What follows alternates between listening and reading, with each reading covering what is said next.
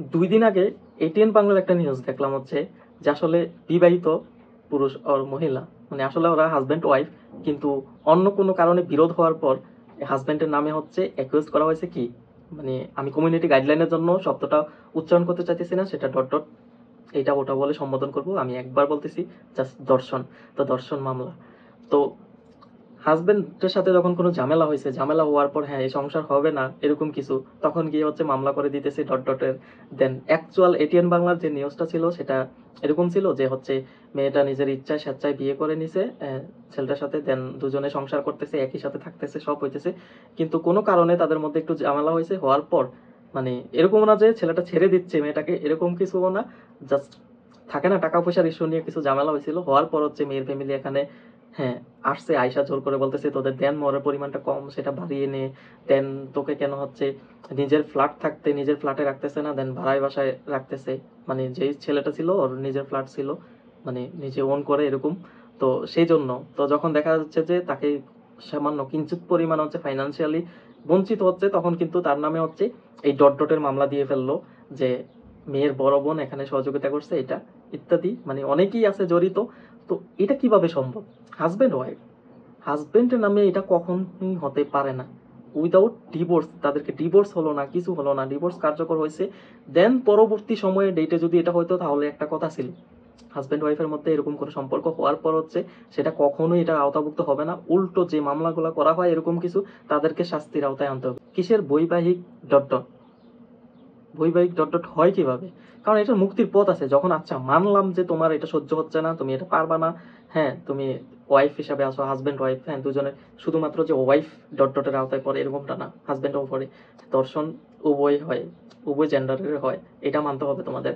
কিন্তু যখন কারো একজনের মনে হচ্ছে যে এটা আমার দ্বারা পসিবল না, আমি পারবো না, দেন তুমি বিবাহিত জীবন থেকে মুক্তি নাও, এটার অপশন আছে, এমন না তো না যে কখনো ডিভোর্স নেওয়া অসম্ভব, ডিভোর্সের কোনো সিস্টেম নাই। তাহলে যখন তোমার সাথে এটা জোর করে হচ্ছে বারবার, তখন তুমি এটা নিয়ে হচ্ছে কথা বলতে পারো যে আমার সাথে এমনটা হইতেছে। যখন মুক্তির পথ আছে তখন কেন, তোমার যদি ভালো না লাগে তুমি হচ্ছে ডিভোর্স নিয়ে নাও, দেন তো আর সেটা হচ্ছে না বৈবাহিক ডট ডট। বৈবাহিক ডট ডটের কনসেপ্ট কারা নিয়ে আসছে? এগুলা কেন বাংলাদেশে লাগু হবে? এইগুলা ডট ডটের আওতায় আনা যাবে না, কারণ ডট ডটের শাস্তির বিচার যদি করা হয় তাহলে হচ্ছে এই ধরনের ফালতু কনসেপ্টগুলা, ফালতু মামলাগুলা ছুঁড়ে ফেলে দিতে হবে, এগুলা ডট ডটের মামলায় আনা যাবে না। এই জন্যই হচ্ছে যখন হাজার হাজার কেস এই ফালতু জিনিসের হয়ে থাকে, ফেক হয়ে থাকে, তখন কিন্তু আসল জেনুইন যেটা বিচার হওয়া দরকার সেটা হচ্ছে না। হাজার বছর চলে যাচ্ছে, 10 বছর 20 বছর হয়ে যেতেছে, কিন্তু বিচারের কোনো দেখাই মিললো না, অ্যাকচুয়াল বিচারটা হচ্ছে না, এই জন্য হাজার হাজার ডট ডট হইতেছে দেশে। তো মিথ্যা মামলাগুলো প্রত্যাহার করতে হবে, এগুলো যারা মিথ্যা মামলা দিচ্ছে তাদেরকেও শাস্তির আওতায় আনতে হবে। আর বৈবাহিক ডট ডট এটা কোনো ডট ডটের আওতায় আনা যাবে না, এইরকম কোনো আইন থাকা যাবে না।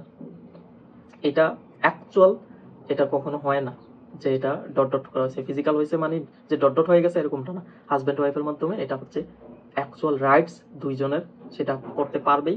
তবে এটার ভিন্ন মত হচ্ছে এটা, হ্যাঁ এটা কি কেউ এরকম কিছু করে যে হচ্ছে কনসেন্ট, হ্যাঁ কনসেন্ট থাকা না থাকা এটা একটু ম্যাটার করে, আর হাজব্যান্ড ওয়াইফের মাধ্যমে এটা কিন্তু কনসেন্ট হওয়ার পরে এরকমটা হয়, কনসেন্ট নাই এরকমটা খুব রেয়ার, এরকমটা হয় না।